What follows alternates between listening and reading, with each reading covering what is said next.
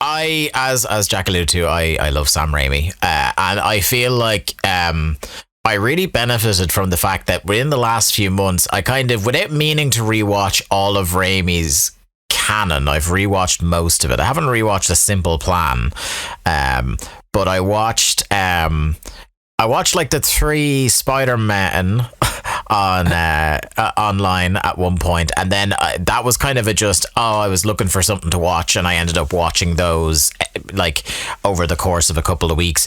And then, as I talked about on the show a little while ago, maybe last month, I very deliberately went and watched all the Evil Dead movies and Army of Darkness and the remake. So yeah, I am a fan.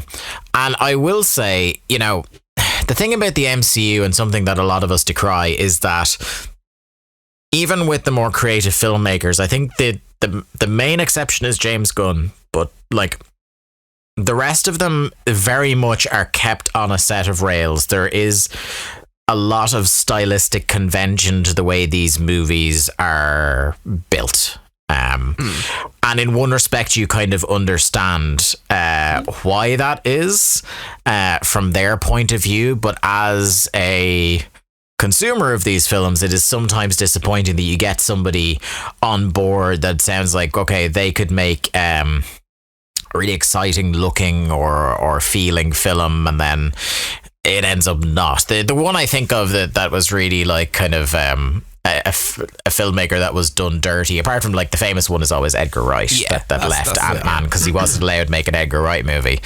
But I think Chloe Zhao was done dirty by Eternals, which is like the most fucking boring looking shit in the whole world. But I think Sam Raimi pretty much pushed those conventions as far as you can get. There is a lot of Sam Raimi in this movie.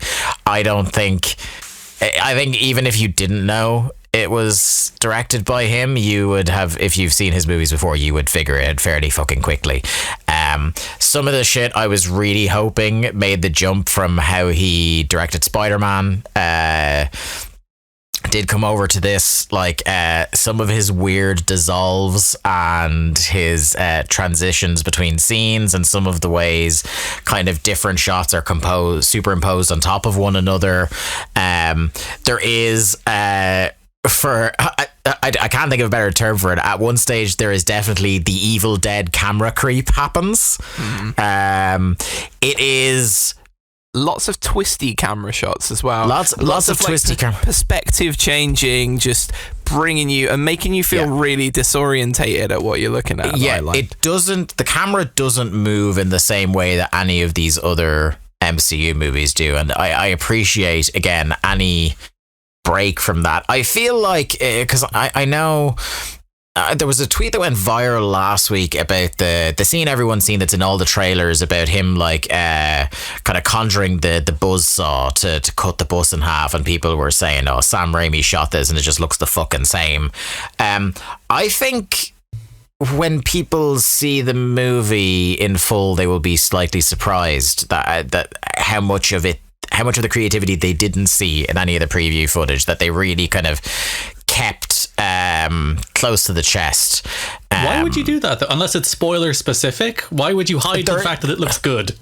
But so there are some things that are spoiler specific. I think I will say, with the exception again of maybe Guardians, it's the most colourful of it has a really wide color palette. It doesn't have that thing that, much as I love the Captain America movies, that kind of washed out color grading that a lot of the MCU suffers from, and something that we've already mentioned about Patrick H. Willems did a whole video about why they look that bad. I also think we benefit from having just recently watched Moon Knight and then going into this and seeing CGI that actually looks good. I think some of the creature designs and some of the stuff in this is very gnarly and Raimi-esque. I think he's definitely had a good bit of input into this, more so than you can attribute to a lot of directors in a lot of these movies. A lot of snappy. So I wouldn't say it was like gore, but there's like a lot of snappy limbs and necks and arms and creepy kind of undead movements.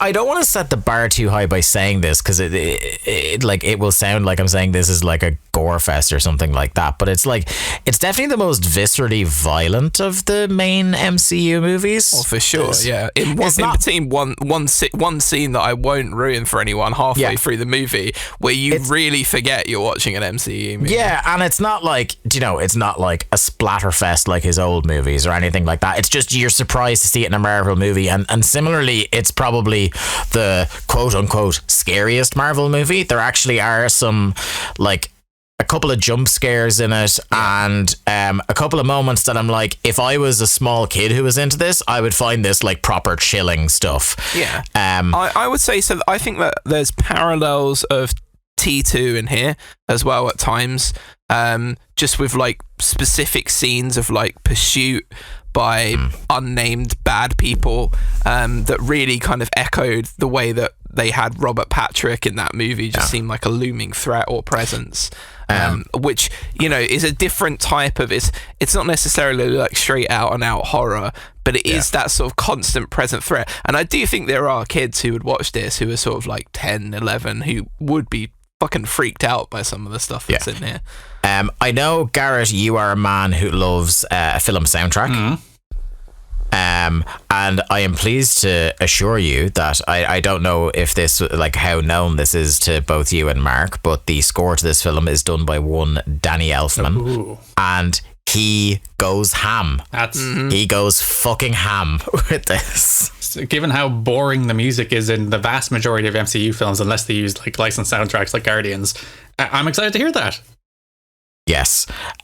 He's very good, and he mixes in like even musical cues that reference back certain things, which are just really, really cool. Things that it's like he doesn't need to do this in this moment, but he's doing it just because obviously he has an appreciation for Marvel based stuff, you could tell. Yeah.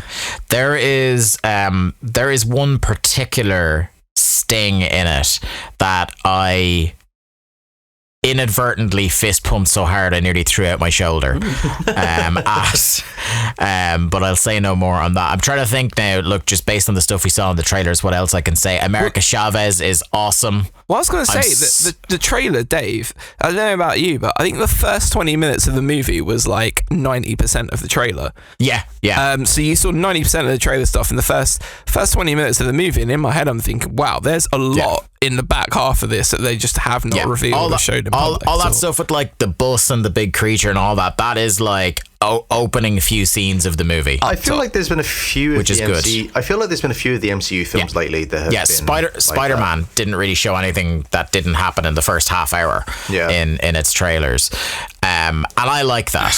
Do you know what I mean? I hated the phase we went through with superhero movies where we saw here is the entire plot. I agree with you in principle, but I detest the kind of spoiler culture that's created around these movies lately, which was never good going into Marvel movies. But it seems like because they become so like, oh, who's in it? That's like the big thing. That was the big thing in Spider-Man, and it's the big thing again now. So it just makes it really annoying to talk about these movies. I will say that like the who is in it thing, it isn't as integral to the entire story of the movie. Oh, they've actually made a movie and put some people in it instead of Spider-Man, which is just the entire thing is the two lads showing up. Yeah, there is definitely, like we've all seen from the trailers, there is definitely that in it, but it's kind of like, and stop me, Jack, if I'm speaking out of school here, but it's kind of confined to like a sequence in one place for a relatively short period of the film. Yeah, it doesn't dominate the movie. Like, don't get me wrong, it is a standout moment because when you do stuff like that, people are always going to remember it. It's like the same as bringing out a wrestler for a pop because they haven't been around in the territory for a while, and then their music hits and everyone gets excited. So there's always going to be moments like that. And I guess from the trailers, they kind of half revealed some of it already, really. And as you said, Garrett, like in Spider-Man, that is the movie. Whereas this is kind of just a cool thing that happens in a movie. You know what I mean? It's different than that. It becomes harder as these movies get deeper into the, we're approaching if not past film number 30 in the cinematic universe. So they become harder to kind of score as individual standalone movies in some ways, because they're so intrinsically linked to you having a prior knowledge of so much going into it. But this was like, I really, really like this, and I think this will be more conducive to a rewatch for me than Spider-Man was. There was so much to take in. So I wanted to rewatch Spider-Man, but when I rewatched it, you rewatch it for the pops. You just wanted to skip straight to 2/3 of the way through the movie when the lad showed up. Absolutely, Garrett. Yeah, you're right. I don't think the first half of the movie is bad, but per se, but like the back half of that movie just wins so hard if you were a Spider-Man nerd that you just cannot help yourself but want to skip to that part of the movie.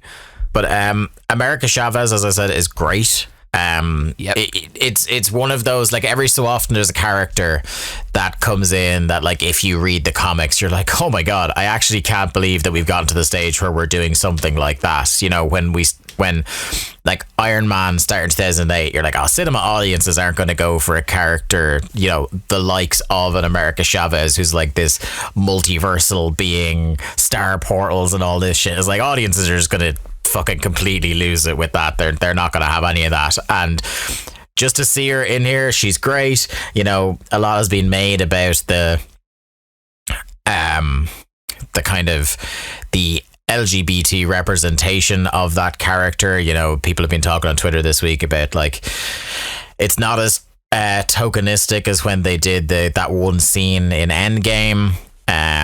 But you know, it's kind of one of those things where I understand and to a certain extent agree with the cynical side of things. Is like, this is just Disney trying to get props. But also at the same time, I'm kind of like, you know, young LGBT people are going to see this character who has two moms and wears a cool pride enamel flag pin on her jacket that is prominently displayed throughout the entire movie, and like see something of themselves in that character. So like, it's kind of one of those things where it is cool, even if it is kind of but that's the Disney point. Cynic in me. Yeah, no, I think that's the point with representation in general, isn't it? As long as you represent people like in a way where you're not screaming down the lens and like smashing people's heads in with it because you want to seem progressive, I think it's great that there's just any representation, especially with Marvel as well. Although I think, didn't they edit it out of certain territories or something? The scene with the Middle East. Yeah, right. Which, I mean, no, it's not great, but for the rest of the world, at least they get to see that normalized. And you know, I mean, what that tells you is, like, even though it's cool that in most territories people are getting to see that stuff, what it tells you that them not cutting it out with the film in the Middle East is like, well, that vindicates the cynical part of my brain that doesn't want to give Disney credit at the same time. You know, it doesn't. I guess I think that's just a cold-hearted business decision, isn't it? Like, you know, that's the depressing part. The other thing I will say before we move on, unless, well, Jack might have some follow-up notes as well, is that for people who've been kind of like wishy-washy on Wanda Maximoff so far, this is Wanda's movie. This should be fucking Scarlet Witch in the Multiverse of Madness. She's the main character. If you have been waiting for capital T, capital S, capital W, the Scarlet Witch, this is a movie you will enjoy. Like, this is proper. This is one of the most powerful beings in the multiverse. Wanda, finally. Yeah, there's lots after of being scenes. like going from the, you know, swirly whooshy clouds in the first couple of movies she was in, to proper, this is a person who can alter reality at will, powerful. Yeah, the first time you see her really display her power, it's one of those, they're not fucking around with this kind of moments, and you're like, okay, right, so they're taking this deadly seriously now, and they continue to do that in the entirety of the movie. And to be honest, Dave, it really did feel like her movie as opposed to Doctor Strange's movie, although I did think Benedict Cumberbatch was excellent throughout. It's right, it's his best outing as Strange as well. And I don't think it's close. Also, big ups to my man Wong Oh, Wong's great, yeah. The Wong community, and it is a community, will be delighted by this film. He's predictably great. There was a Wong pop in my screening when Wong appeared at first. Yeah. Everyone's like, hey, because you just realise how much you love that guy. Like they portray him as such a cool dude in those movies. Because they could have gone like really sort of in a really shit direction with that character, I think, with him, like being from Karmatage and Sorcerer Supreme, and especially Disney handling that, you could think they could get into a place where this isn't great. But Wong is always just portrayed as an absolute geese in all those movies. Yeah. You can't help but love him. Yeah. I just love it. One of the best decisions they made in those movies is to make Wong the Sorcerer Supreme, so that there's this kind of like it leads to this kind of Doctor Strange is always like, and I'm not mad about it. He has that kind of energy, yeah, which is great. Anyway.